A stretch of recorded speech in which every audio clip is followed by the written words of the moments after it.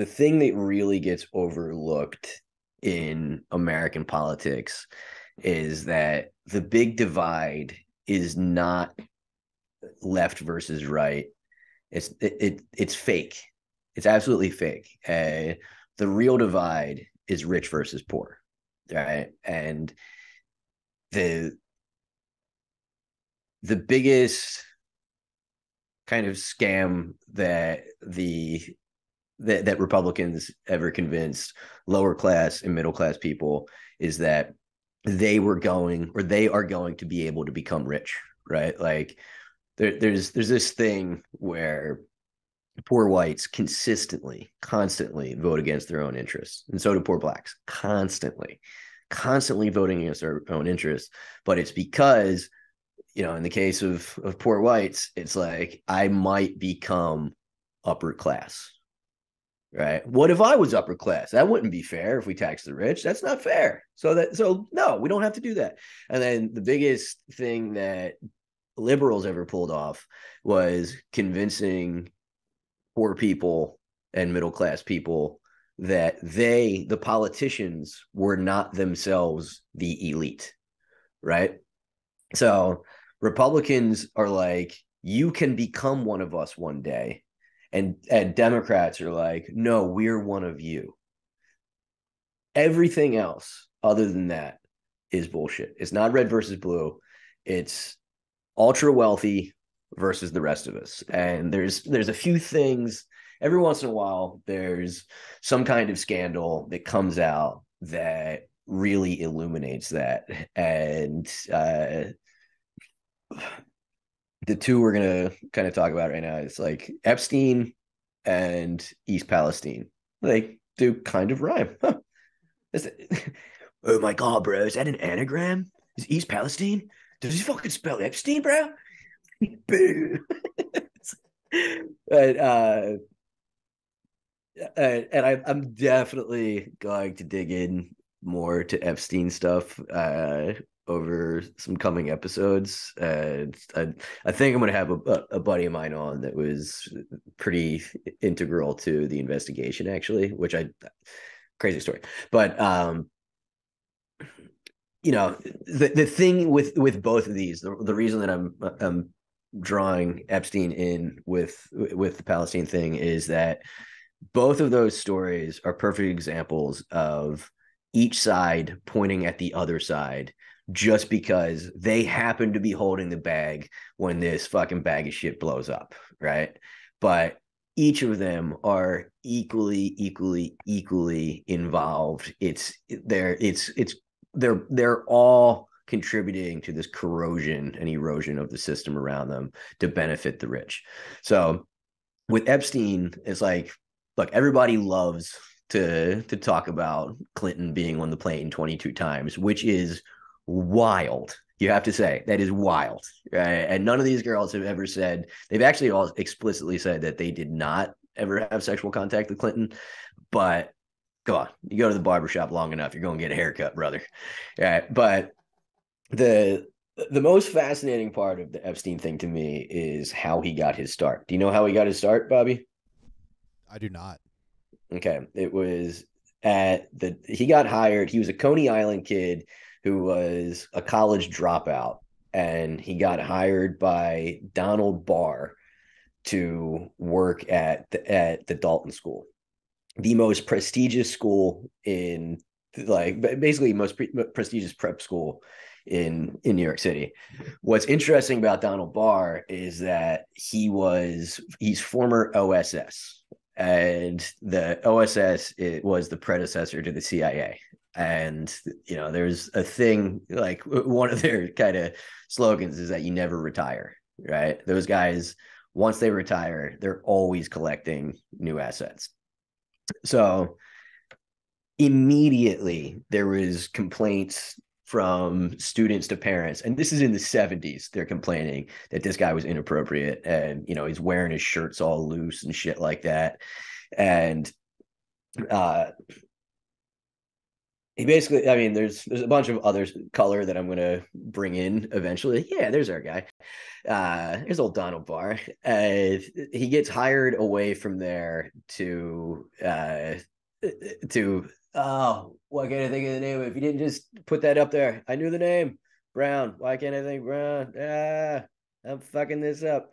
So, but he winds up getting hired to an investment banking company because he's a math genius, but nobody ever knew what he did, right? And he went around New York saying that he helped people recover money. And are you still there? Okay. Yeah, I'm here. Sorry about Okay. that. Yeah, it's farted out on us for a second. So yeah, so from the Dalton School, he gets into the investment banking world. Nobody knows how or why. And he eventually gets hired by Les Wexner, gets power of attorney over Les Wexner, even though nobody knows why, doesn't know what his company actually does. And from the 80s and 90s, he's obviously clearly operating internationally with some of the richest people in the world and also has access to Clinton's White House. He took people to the White House, to private shit at the White House. Jesus. That's confirmed. And Clinton also showed up to dinners hosted by Ghislaine at his place in New York. That stuff's all confirmed by staff, right? So, but as involved as he was with Clinton, he was arrested in 2006 during the Bush administration, and they sat on charges forever. And in 2008, he was finally given this super sweetheart deal when he was told that the Alexander Acosta, who was the U.S. attorney in Florida, was told that he belonged to intelligence. Right, that was what he heard from them, and he got like 15 months, but it was like he only had to sleep in the jail. The door wasn't locked. He was able to go back to his place in Palm Beach during the day. Like it was this insane deal, but that happened. That full arc was during, I mean, three, yeah, three Republican presidents and two Democratic presidents, right? That's by no means a one-sided thing. But to me, the thing, well, and also that the biggest names that actually kind of like got thrown overboard by this thing and like actually went down from it were very conservative uh hedge fund owners, right? Like fucking Leon Black from Apollo gave $150 million to Epstein for some reason. But here's the mind blowing thing of the whole thing is that the person who decided that the investigation had gone as far as it possibly could, and that there wasn't going to be any further investigation into whether it was a suicide or not, even though his hyoid bone was broken, which only happens when somebody gets their neck broken when they're strangled, and the fact that the cameras didn't work and the blah blah blah blah blah, all these crazy things that happened, was William S. Barr, son of Donald Barr, Jesus. right? So if you have any concept of this being anything other than the elites versus us, get fucked. All right. And the Palestinian rail worker thing, or the railroad, is the same way. That, first of all, the rail workers have been saying this for over 20 years, that something like this was going to happen. And uh, first and foremost, shame on Biden. Absolutely, fuck you, Joe Biden, for not going there yet. Amtrak Joe hasn't gone there, and look, and by no means am I any kind of Republican. I'm sure if you go into my tweets, I've got some shit that would really piss off some Trump supporters. But imagine what the press would do if Trump was in office and hadn't gone there yet. Imagine what they would do, right? Like the Bush Katrina thing, right? He got eviscerated because he only flew over the Katrina wreckage, and then I mean he broed it up and was like, "Good job, Brownie," but which I mean that guy was a walking soundbite that was begging for it. But imagine what would happen if that was the case, if it was the other way around, right? And the thing that's just like so crazy with this disaster is that uh rail workers, it was like 4 or 5 months ago, were trying to go on a strike, and they are the only group of people that's not allowed to strike without presidential approval, right? And Amtrak Joe fucking shoved it down their throat. He shoved this deal down their throat, and they were they weren't trying to get more money, right? And that's the corporations always paint it like, oh, they're trying to bleed us dry, they want more money, this and that. They posted in like in 2020 to 22, they posted like a $3 billion surplus in profits, and none of it went back into the rails and into their into their systems. They just paid dividends out to their shareholders. And what these guys were trying to get was paid sick days and and longer inspection times, right? So they had one paid sick day a year, and they would get fined if they yeah. And it was because everything's so over planned now.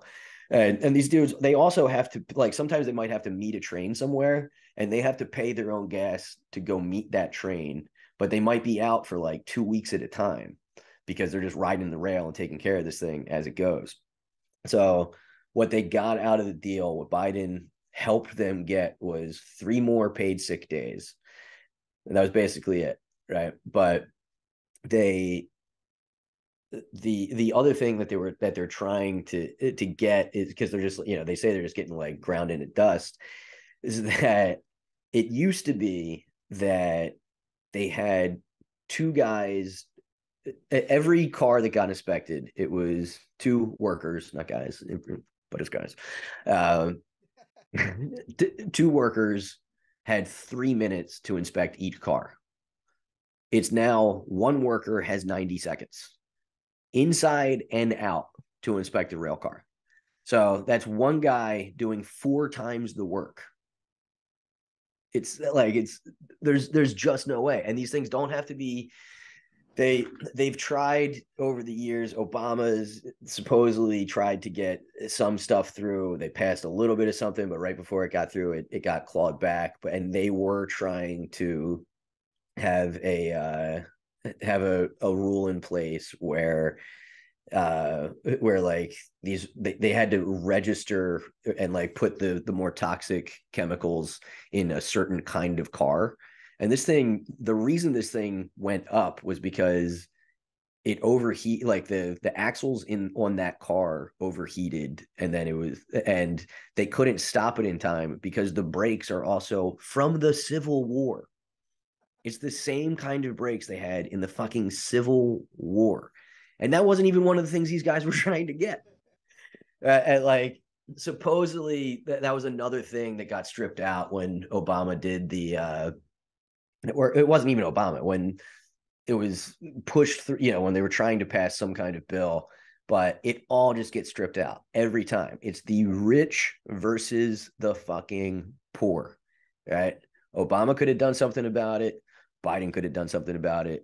Trump could have done something about it. He did definitely claw back a lot of the progress that they were making. Like, that does have to be said. But that brings us to, just skip over to The View, Bobby. They would ever vote for him, for somebody who, by the way, he placed someone with deep ties to the chemical industry in charge of the EPA's Chemical Safety Office. That's who you voted for in that district.